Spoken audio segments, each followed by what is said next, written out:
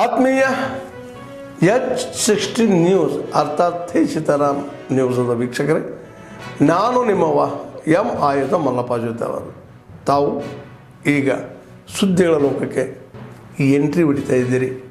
ಈ ಸುದ್ದಿಗಳನ್ನು ಪ್ರತಿಯೊಂದು ನೋಡೋ ಜೊತೆಗೆ ನಿಮ್ಮ ಅಭಿಪ್ರಾಯಗಳನ್ನು ಹಚ್ತಾ ಇರ್ರಿ. ಯಾಕಂದರೆ ಈ ಸುದ್ದಿಗಳು ನಿಮಗಾಗಿ, ನಿಮ್ಮ ಬದುಕಿಗಾಗಿ, ನಿಮ್ಮ ವೈಚಾರಿಕೆಗಾಗಿ, ನಿಮ್ಮ ತಿಳುವಳಿಕೆಗಾಗಿ ನಿಮಗೂ ಗೊತ್ತು. ಜೊತೆಗೆ ನಮಗೂ ನಿಮ್ಮೊಂದಿಗೆ ಇದೊಂದು ಮಾತಾಡುವಂಥ ಜೊತೆಗೆ ಸುದ್ದಿಗಳನ್ನು ಬಿಡುವಂಥ ಕೆಲಸ.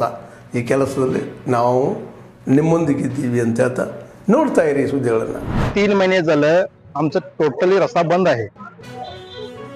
रस्ता बंद असल्यामुळे आमचं व्यापार टोटली थंड झालाय. लोकांना समस्या व्हायला. तिथे शाळा आहे, बाजारपेठ आहे, येणं जाणं पूर्णच मार्ग बंद केलेला आहे. डीसी साहेबांनी पर्सनली येऊन तिथं थोडं लक्ष घालावे, लोकांची समस्या जाणून घ्यावे की काय त्रास होत आहे. एक तर पावसाळा चालू आहे, आता सणवार येणार, त्याच्यामध्ये लोक येणं जाणं कसं करणार, कुठलं तरी एक मार्ग द्यावं. सिटीचा मुख्य रस्ता आहे एक तर मध्यवर्ती रस्ता आहे, तो दोन्ही सिटीमध्ये जोडणारा मुख्य रस्ता आहे.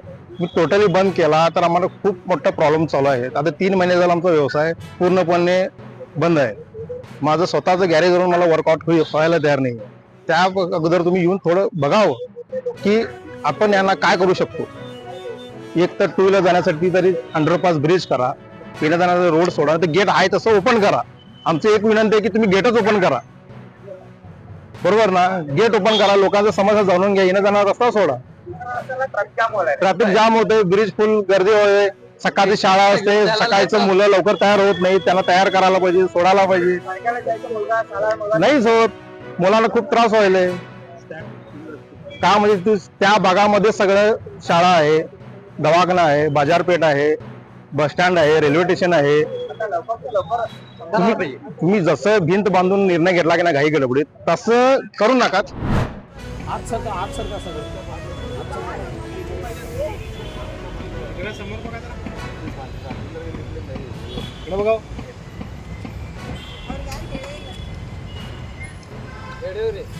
ಡಿಸಿ ಆಫೀಸಿಗೆ ಮನೆ ಕೊಡಕ್ಕೆ ಬಂದಿದ್ದೀವಿ. ಯಾಕಂದ್ರೆ ರೀ ನಮ್ಮಲ್ಲೇ 2-3 ಶಾಲೆಗಳು ಸ್ಕೂಲ್ಗಳು ಅದಾವೆ, ಹುಡುಗರಿಗೆ ತ್ರಾಸ ಆಗತ್ತೆ. ಆಮೇಲೆ ವಯಸ್ಕರನು ಇರ್ತಾವೆ, ಅವ್ರಿಗೆ ಎಮರ್ಜೆನ್ಸಿ ಏನು ಮಾಡ್ಬೇಕು, ಆಮೇಲೆ ಸುತ್ತಾಕಿ ಹೋಗ್ಬೇಕಾಗ್ತದೆ. ಎಲ್ಲರಿಗೂ ತ್ರಾಸ ಆಗುತ್ತೆ. ಅದಕ್ಕೊಂದು ಪರ್ಯಾಯ ಒಂದು ಯಾವ್ದಾರ ಮಾರ್ಗ ಕೊಡ್ರಿ ನಮ್ಗೆ. ಅಂಡರ್ ಪಾಸ್ ಒಂದು ಮಾಡ್ರಿ, ಅಥವಾ ಕೇಬಲ್ ಬ್ರಿಡ್ಜ್ ಒಂದು ಮಾಡ್ರಿ, ಏನೋ ಒಂದು ಮಾಡ್ರಿ ನಮ್ಗೆ. ಆದ್ರೆ ಏನ ಬಂದ್ ಮಾಡಕ್ ಕೊಡ್ಬೇಡ್ರಿ. ಈಗ ಸದ್ಯಕ್ಕೆ ಪೂರ ಬಂದ್ ಮಾಡಕ್ ಬರತಾರ, ಬಂದ್ ಮಾಡಕ್ ಕೊಡ್ಬೇಡ್ರಿ. ಯಾಕಂದ್ರೆ ಭಾಳ ತ್ರಾಸ ಆಗದೆ. ಮತ್ತೆ ಬಿಸ್ನೆಸ್ನು ಎಲ್ಲ ಲಾಸ್ ನಡೀತದ. ಮತ್ತೆ ಎಲ್ಲ ಅದ್ರ ಮೇಲೆ ನಮ್ಮ ಜೀವನ ಅನ್ಬಿಟ್ಟು ನಾವು ಹೆಂಗ್ ಮಾಡೋಣ ಜೀವನ, ಅದು ಒಂದು ಪ್ರಶ್ನೆ ಐತಲ್ಲ. ಈಗ ಮುಖ್ಯವಾಗಿ ವೃದ್ಧರಿಗೆ ಇದನ್ನ ಸ್ವಲ್ಪ ನೀವು ಮನಸ್ಸಿನ ಮೇಲೆ ತಗೊಂಡು ಏನಾರ ಆದಷ್ಟು ಬೇಗ ವ್ಯವಸ್ಥೆ ಮಾಡ್ಕೊಡ್ಬೇಕು, ಬೇಗ ವ್ಯವಸ್ಥೆ ಮಾಡಿ ಕೊಡ್ರಿ ನಮ್ಗೆ ಅಂತ ನಾವು ಹೇಳಾಕ ಡಿಸಿ ಆಫೀಸ್ಗೆ ಬಂದೇವು. ನಾವೀಗ ನಿಮ್ಗೆ ಭೇಟಿ ಆಗ್ತೇವೆ. ನಾವೀಗ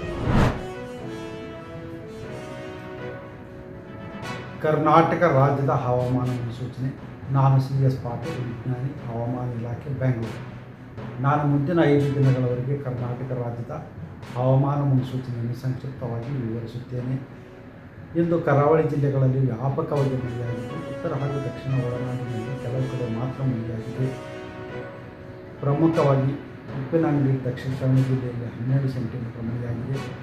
ಕೊಟ್ಟಿಗೆಹಾರ ಚಿಕ್ಕಮಗಳೂರು ಜಿಲ್ಲೆಯಲ್ಲಿ 10 ಸೆಂಟಿಮೀಟರ್, ಭಾಗಮಂಡಲ ಕೊಡಗು ಜಿಲ್ಲೆಯಲ್ಲಿ 9 ಸೆಂಟಿಮೀಟರ್, ಲೋಂಡಾ ಬೆಳಗಾವಿ ಜಿಲ್ಲೆಯಲ್ಲಿ 8 ಸೆಂಟಿಮೀಟರ್ ಮಳೆಯಾಗಿದೆ.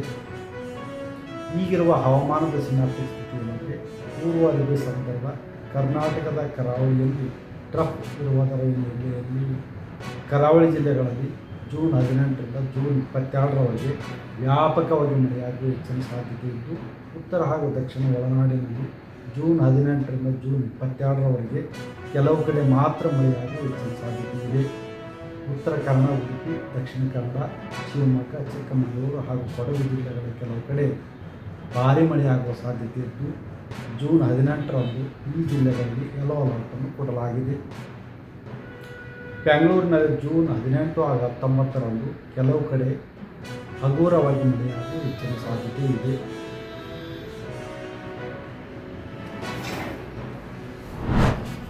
ಇವಾಗ ಹೇಳ್ಬೇಕಂದ್ರೆ ಭಾಳಷ್ಟು ಮಾತಾಡಬೇಕಾಗ್ತದೆ. ಯಾಕಂದರೆ ಎಸ್ ಡಿ ಇನ್ಶಲ್ ಈ ಇದು ಪ್ರತಿಷ್ಠೆ ಪಾಕಿಸ್ತಾನ ಆರಂಭವಾದಂಥ ಸಂದರ್ಭದಲ್ಲಿ ನಾನು ಅವಾಗ ಒಬ್ಬ ಸಂಯುಕ್ತ ಕರ್ನಾಟಕದ ರಿಪೋರ್ಟ್ ರೈಟರ್ ಅಂತ ಇದ್ದೆ. ನಾನು ಆ ವರದಿಯನ್ನು ಮಾಡಿದ್ದೇನೆ.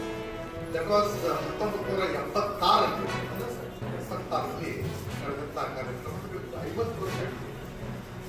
50 ವರ್ಷದ ಹಿಂದೆ ಯಾವ ಕಾರ್ಯಕ್ರಮದಲ್ಲಿ ನಾನು ವರದಿಗಾರನಾಗಿ ರಿಪೋರ್ಟ್ ಮಾಡಲಿಕ್ಕೆ ಬಂದಿದ್ದು, ಇವತ್ತು 50 ವರ್ಷದ ನಂತರ ಇಲ್ಲಿ ಅದೇ ಪಾಕಿಸ್ತಾನದ ಅಡಿಯೊಳಗೆ ನಾನು ಸನ್ಮಾನವನ್ನು ಇವತ್ತು ಬಹಳ ಸಂತೋಷದ ವಿಷಯ ಅಂತ ನನಗೆ ಅನಿಸ್ತದೆ. ಇವತ್ತು ನನಗೆ 5:15ಕ್ಕೆ ಇಲ್ಲಿ ಬಿಡಬೇಕಾಗಿದೆ. ಇವತ್ತು ಮುಂಬೈಗೆ ಹೋಗ್ಬೇಕಾಗಿದೆ. ನಾನು 6 ಗಂಟೆಗೆ ಹೀಗಾಗಿ ನಾನು ಆಗಿರುವಂತಹ ಮುಂದೆ ಹೇಳ್ತೇನೆ. ನಾನು ಹೇಗಾದರೂ ನನಗೆ ಬಿಟ್ಟು ಬಿಡು ಅಂತ ಹೇಳ್ತೇನೆ ನಾನು. ಆದರೆ ಅವ್ರು ಹಿಂದಕ್ಕೆ ರೆಡಿ ಆಗಿರಲಿಲ್ಲ.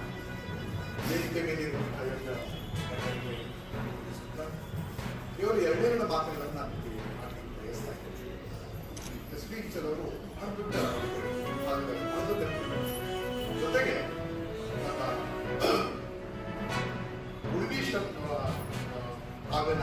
ಆತ್ಮೀಯರೇ, ಎಲ್ಲ ಸುದ್ದಿಗಳನ್ನು ನೋಡಿದ್ರಲ್ಲ, ಏನು ಅನಿಸ್ತು ನಿಮಗೆ? ಇದರಲ್ಲೇ ನಿಮ್ಗೆ ಲೈಕ್ ಆಗಿರ್ಬೋದು, ಡಿಸ್ಲೈಕು ಆಗಿರ್ಬೋದು, ಕಾಮೆಂಟ್ ಬೇಡಪ್ಪ ಅಂತೂ ಅನಿಸಿರ್ಬೋದು, ಕಾಮೆಂಟ್ ಮಾಡಬೇಕಪ್ಪ ಅನಿಸಿರ್ಬೋದು, ಶೇರ್ ಮಾಡಬಾರ್ದಪ್ಪ ಅನಿಸಿರ್ಬೋದು, ಅದು ಮಾಡಬೇಕು ಅನಿಸಿರ್ಬೋದು.